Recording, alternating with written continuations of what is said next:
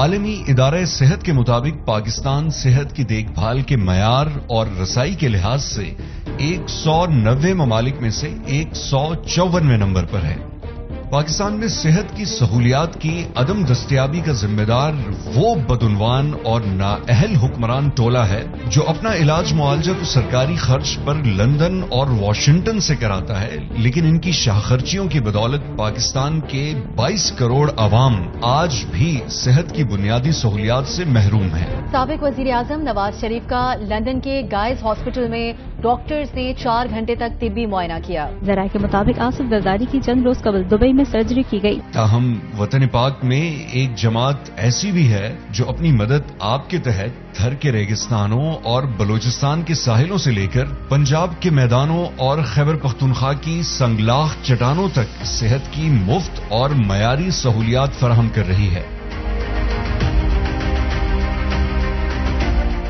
جماعت اسلامی کی ان کوششوں کا لاکھوں لوگوں کی زندگیوں پر خاصا اثر پڑا ہے، خاص طور پر وہ لوگ جو غربت میں زندگی گزار رہے ہیں۔ جماعت اسلامی کے ہسپتالوں اور کلینکس میں اعلیٰ تربیت یافتہ طبی عملہ مریضوں کو ہمدردانہ اور مؤثر دیکھ بھال فراہم کرنے کے لیے پرعزم ہے۔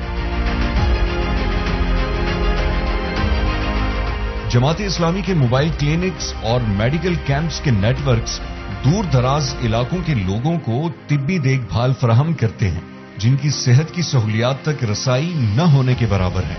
جماعت اسلامی کی ایمبولینس سروس اس بات کو یقینی بناتی ہے کہ مریضوں کو ان کے مقام یا مالی حیثیت سے قطع نظر جلدی اور محفوظ طریقے سے ہسپتالوں تک پہنچایا جا سکے۔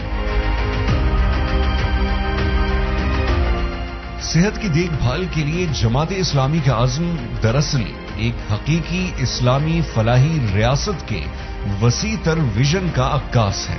جماعت اسلامی کے صحت کی دیکھ بھال کے اقدامات لوگوں کے معیار زندگی کو بہتر بناتے ہوئے ملک و قوم کی ترقی میں اپنا حصہ ڈالنے کے لیے بااختیار بنا رہے ہیں۔